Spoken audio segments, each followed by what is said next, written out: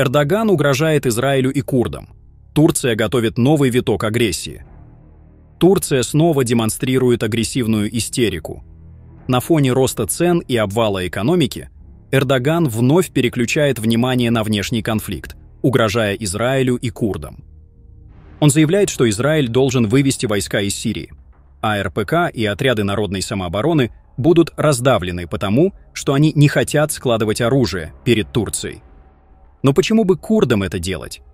Они не оккупируют чужие территории, не ведут агрессивных войн, а защищают свои земли от вторжения Турции. Турция годами вела двойную игру, финансировала радикальные группировки, поддерживала боевиков, оккупировала сирийские земли под предлогом борьбы с терроризмом, вытесняла курдов и арабов с их земель и проводила насильственную туркизацию региона. И теперь именно она снова пытается представить себя гарантом стабильности, обвиняя в хаосе тех, кто реально боролся с ИГИЛ. Эрдоган говорит, что главная проблема в Сирии – курды. Это ложь. Настоящая проблема в Сирии – турецкая агрессия, которая разрушает города, вытесняет мирных жителей, меняет демографию и подчиняет местное население своим интересам. Курды не оккупировали чужие территории, не разрушали сирийские дома, не устраивали этнические чистки. Это делала Анкара. Нынешние угрозы Эрдогана – это не про безопасность, не про борьбу с терроризмом и не про стабильность. Это отчаянная попытка спасти свою репутацию внутри Турции. Лира рушится, цены растут, народ недоволен, рейтинги падают. Значит, нужно срочно найти врага. История стара как мир. В 2018-м он делал то же самое. В 2019-м повторил. В 2022-м снова устроил интервенцию. Сейчас просто очередной раунд. Когда у диктатора проблемы, он всегда ищет внешний конфликт. Нападение на курдов – это классический метод отвлечь население от реальных проблем внутри страны.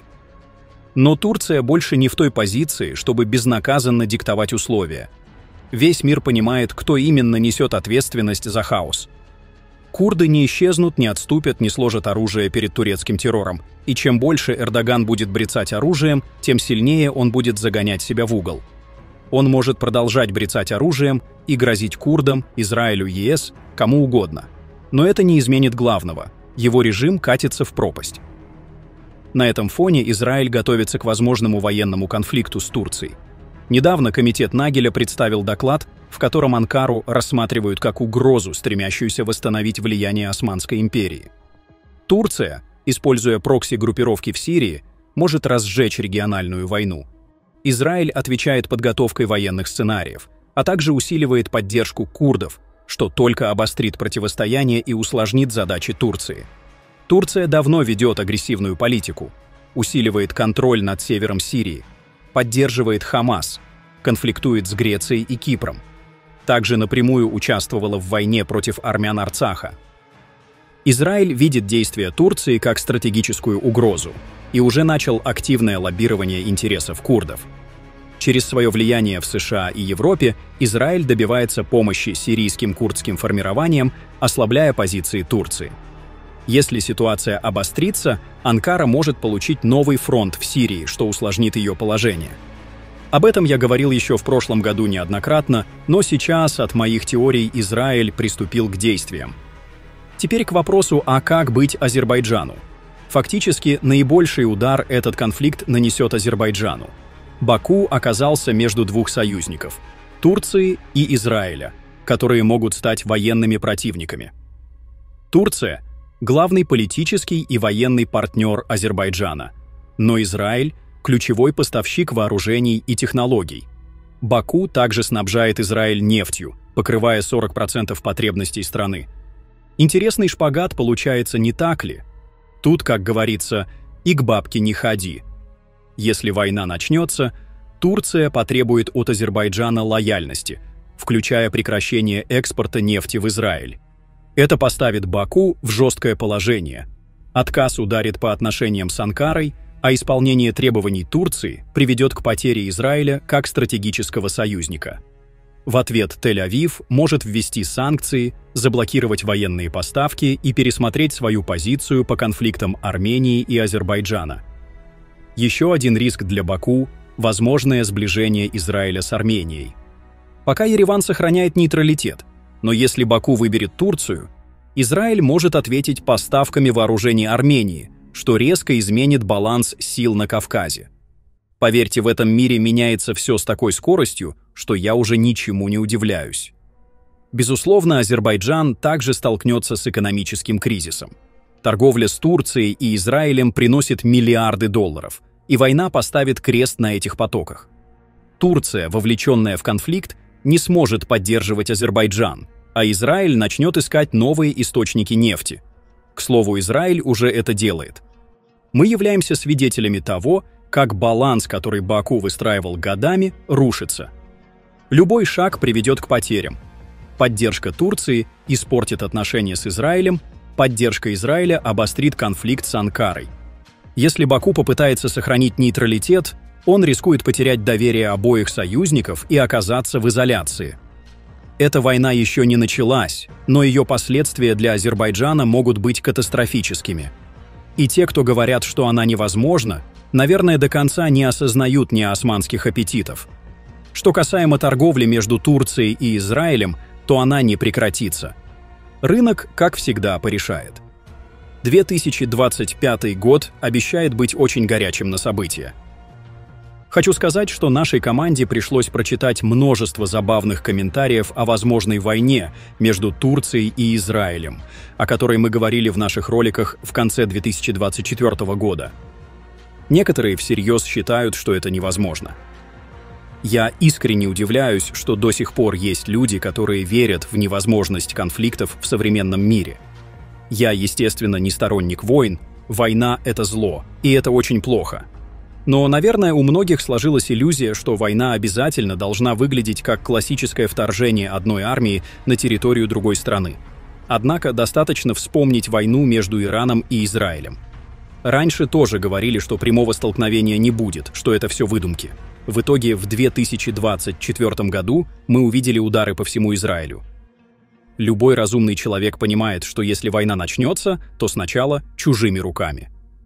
У Турции для этого достаточно инструментов. Но и Израиль не будет сидеть сложа руки. Он уже нашел ситуативного союзника в лице курдов и оказывает им всестороннюю поддержку. А дальше как пойдет? Заявления курдов и стран Запада полностью подтвердили наш прогноз еще в 2024 году, когда мы говорили, что Израиль неизбежно пойдет на ситуативный союз с курдами против Турции. Когда вспоминаю, как нашей команде доказывали тогда невозможность этого союза и что наша теория была бредовой, сразу улыбаюсь. На этом фоне лидер новой сирийской администрации Аль-Джулани обратился в Организацию Объединенных Наций, чтобы та сдерживала наступление Израиля на Голландских высотах. Он заявил следующее. Израиль продвинулся в буферную зону, мотивируя свои действия присутствием иранских ополченцев. Однако после освобождения Дамаска это оправдание утратило свою актуальность. Сирия готова принять силы Организации Объединенных Наций в буферной зоне, чтобы вернуть ситуацию к состоянию, существовавшему до израильского наступления. Мы уведомили международное сообщество о приверженности Сирии соблюдению соглашения 1974 года и готовности обеспечить безопасность миротворческих сил Организации Объединенных Наций. Катар играет ключевую роль в противодействии израильскому наступлению в Сирии и продолжит активные дипломатические усилия в ближайшие дни. Международные стороны едины во мнении, что израильское наступление в Сирии было ошибочным и подчеркивают необходимость возвращения к статус-кво, существовавшему до недавних событий, подытожил Аль-Джулани.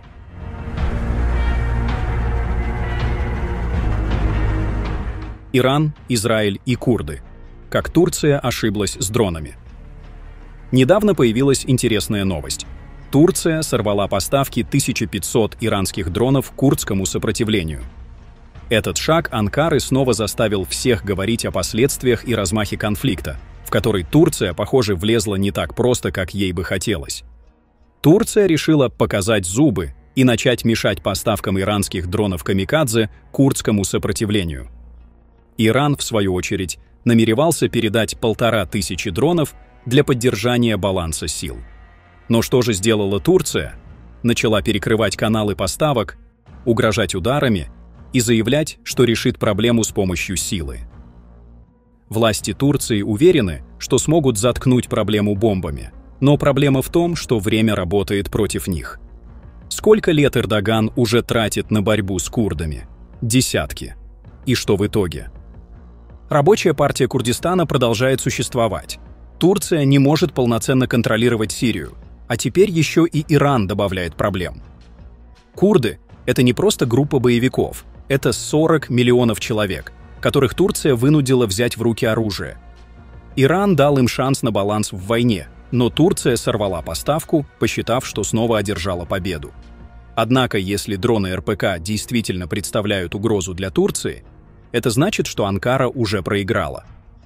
Турция ввязалась в конфликт, который ей не по плечу. РПК — это не просто партизанское движение в горах, это настоящая борьба против турецкой оккупации, которую поддерживают не только Иран, но и Израиль. Все эти враждующие стороны фактически работают на одну цель – ослабить Турцию.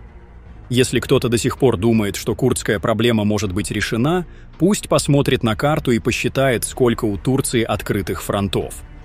Эрдоган снова пытается играть роль султана, но его ошибка в том, что он не понимает, как изменилась современная война.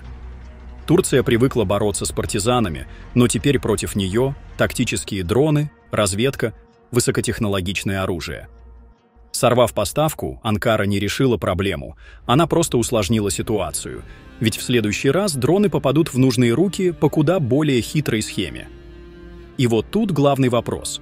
Не в том, сможет ли Турция удержать ситуацию, а в том, когда ее действия обернутся последствиями. Рабочая партия Курдистана уже готовит новую стратегию. Иран, скорее всего, не откажется от своих планов, а значит, Турции предстоит либо снова углубляться в Сирию, либо ждать, когда война придет прямо на ее территорию. В обоих случаях выбора у Анкары не так много. Короче говоря, Эрдоган, как и Путин, снова всех переиграл. Курдам теперь помогают Израиль, США, Франция, а теперь и Иран. Гений неосманской империи. Что тут еще сказать? Свежая угроза курдским силам севера Сирии от Реджепа Эрдогана и его беспокойство по поводу ресурсов региона. В своей последней речи Реджеп Эрдоган снова сделал акцент на курдской угрозе и на нефтяных и газовых месторождениях Сирии, большинство которых находятся на территориях, подконтрольных курдским силам. Эрдоган выразил обеспокоенность ситуацией, заявив, что Турция продолжит поддерживать своих курдских братьев и будет гарантией их безопасности. Однако за этим заявлением скрывается гораздо большее. Это не только забота о безопасности, но и стремление контролировать стратегические ресурсы Сирии.